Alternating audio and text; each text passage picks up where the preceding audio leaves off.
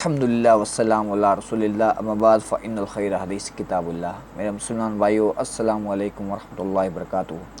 میرے مسلمان بھائیو، فرقہ باز جو ہوتے ہیں وہ اس حد تک کلٹ ہوتے ہیں کہ بعض اوقات اپنے فرقے کی محبت میں، اپنے مسلک کی محبت میں،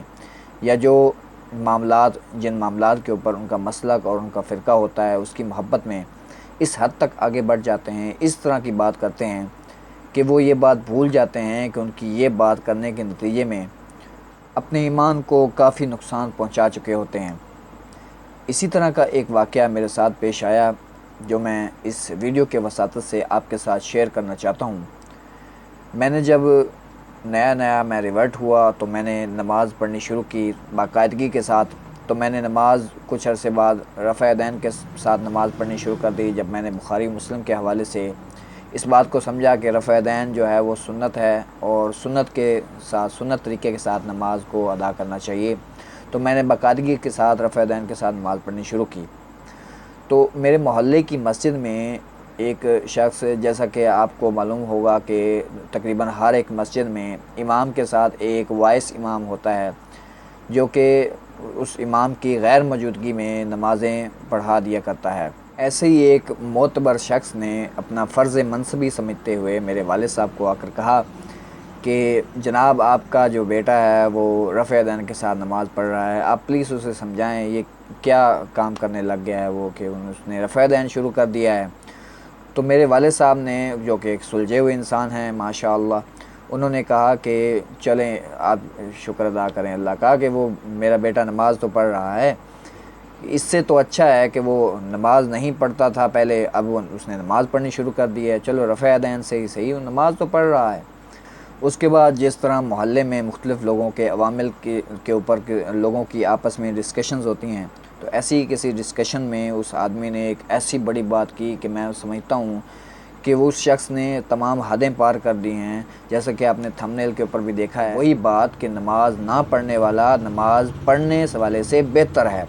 وہ کیسے؟ وہ ایسے کہ اس مسجد کے باہر ایک تندور والا ہے جو کہ بالکل نماز پڑھنے مسجد میں نہیں جاتا، حالانکہ مسجد قریب ہے، پھر بھی وہ پانچوں وقت کی نماز نہیں پڑھتا۔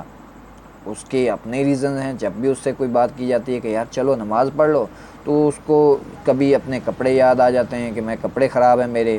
حالانکہ اس کو حدیث بھی سنائی جائے کہ کپڑوں کا کوئی مسئلہ نہیں ہے، کام کرنے والا انہی کپڑوں کے ساتھ نماز پڑھ سکتا ہے، لیکن وہ بھی اس کے لیے حجت نہیں ہوتا، اس کو تو اپنے بہانے یاد آتے ہیں،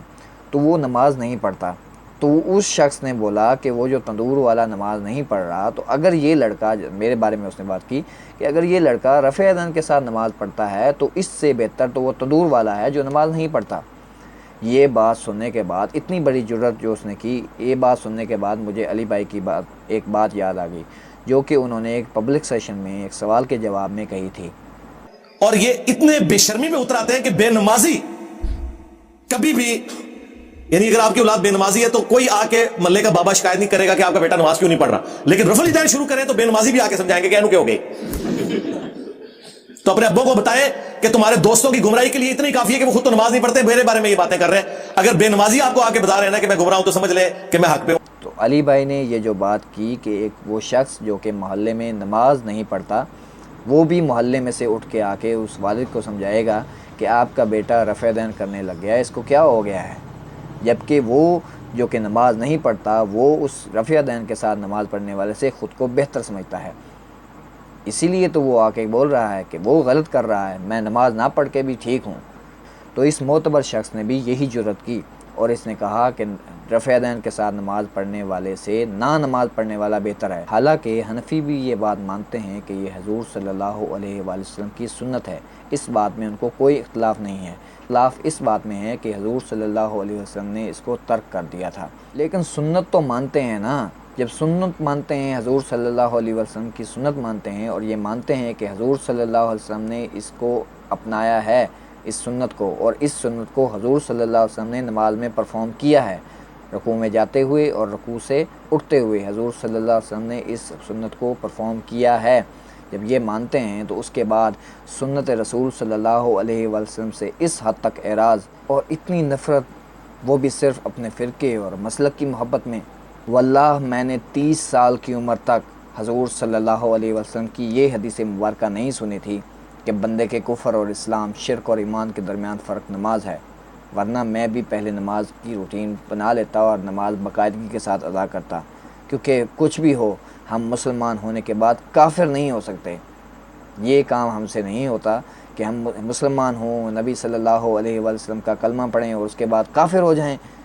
ہم انکار کریں نماز پڑھنے سے اور یہ کہیں کہ نماز نہ پڑھنے والا بہتر ہے نماز پڑھنے والے سے۔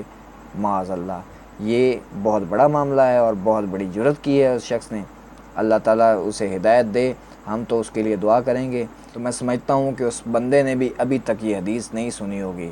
ورنہ وہ یہ بات کیسے کرتا کہ نماز نہ پڑھنے والا نماز پڑھنے والے سے بہتر ہے۔ معاذ اللہ۔ اب میں ایک بات اپنے سارے مسلمان بھائیوں سے کرنا چاہتا ہوں، جو بھی میرا مسلمان بھائی یہ ویڈیو دیکھ رہا ہے، چاہے وہ کسی بھی مسلک سے تعلق رکھتا ہو، میں ایک سوال ان کے سامنے رکھنا چاہتا ہوں کہ یہ جو معتبر شخص جس نے یہ بات کی ہے کہ نماز نہ پڑھنے والا نماز رفع دین کے ساتھ پڑھنے والے سے بہتر ہے، معاذ اللہ، یہ شخص جب قیامت کے روز حضور صلی اللہ علیہ وسلم کی خدمت میں پیش ہوگا تو کیا یہ حضور صلی اللہ علیہ وسلم کو اپنا منہ دکھا سکے گا، اپنی شکل دکھا سکے گا؟ رسول اللہ صلی اللہ علیہ وسلم کی سنت سے نفرت کرنے والا، حضور صلی اللہ علیہ وسلم کی سنت سے اعراض کرنے والا، جبکہ اس بات میں کوئی اختلاف نہ ہو کہ یہ حضور صلی اللہ علیہ وسلم کی سنت ہی ہے، اس بات میں کوئی اختلاف نہیں ہے، اس کے باوجود حضور صلی اللہ علیہ وسلم کی سنت کے ساتھ اعراض کرنے والا، اس کے ساتھ نفرت کرنے والا اور اس حد تک آگے بڑھ جانے والا کہ حضور صلی اللہ علیہ وسلم کے قول کے بھی خلاف جائے، حضور صلی اللہ علیہ وسلم کا وہ قول، وہ حدیث مبارکہ کہ بندے کے کفر اور اسلام، شرک اور ایمان کے درمیان فرق نماز ہے، اس کے بھی خلاف جاتے ہوئے وہ بندہ نماز نہ پڑھنے والوں کو نماز پڑھنے والوں سے بہتر سمجھے،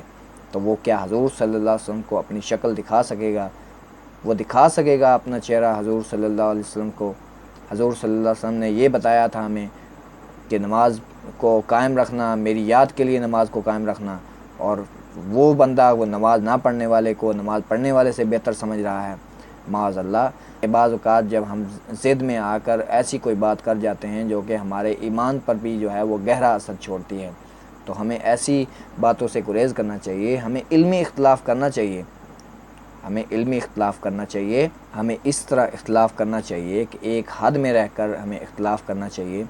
کہ وہ حد، جس حد کے اندر رہ کر جب ہم اختلاف کریں تو ہم اپنے ایمان کے اوپر کوئی بھی کسی طرح کے بھی آنچ کو نہ آنے دیں اور کسی طرح کا بھی ڈز اپنے ایمان کو نہ پہنچائیں۔ اور میرے بھائیو، نماز قبول کرنا یا نہ کرنا، روزہ قبول کرنا یا نہ کرنا، یہ اللہ رب العزت کے ہاتھ میں ہے۔ اس بات کا فیصلہ اللہ رب العزت کرے گا کہ وہ کس کی نماز قبول کرتا ہے، کس کا روزہ قبول کرتا ہے۔ ہم ان فروعی مسائل کے پیچھے کسی کے بارے میں یہ کہیں کہ اس کی اس عمل کے ساتھ نماز قبول نہیں ہے، اس عمل کے ساتھ اس کا روزہ قبول نہیں ہے، معاذ اللہ، یہ اختیار ہمارے ہاتھ میں ہے ہی نہیں، یہ تو اللہ رب العزت کے اختیار میں ہے۔ ان فروعی مسائل کے پیچھے ہم ایک دوسرے کی نماز کے اوپر فتویٰ لگائیں، کسی کے روزے کے اوپر فتویٰ لگائیں، یہ ہمارا کام ہی نہیں ہے، بلکہ ہم ہر ایک مسلمان کے لیے نیک گمان کریں، خوش گمانی کریں، نہ کہ اس کے لیے بدگمانی کریں۔ اسی طرح ہم ایک دوسرے کے اندر محبتیں پیدا کر سکیں گے ایک دوسرے کے لیے، اور ایک دوسرے کے ساتھ ہم مل جل کر ایک مسلمان ہو کر زندگی گزار سکیں گے، فرقوں سے آزاد ہو سکیں گے۔ دعا کرتا ہوں جو حق بات کہی اللہ رب العزت ہمارے دلوں میں راسخ فرمائے، ہمیں کتاب و سنت کی تعلیمات کے اوپر عمل کرنے کی توفیق نصیب فرمائے۔ وما علینا الا البلاغ المبین۔ السلام علیکم ورحمۃ اللہ وبرکاتہ۔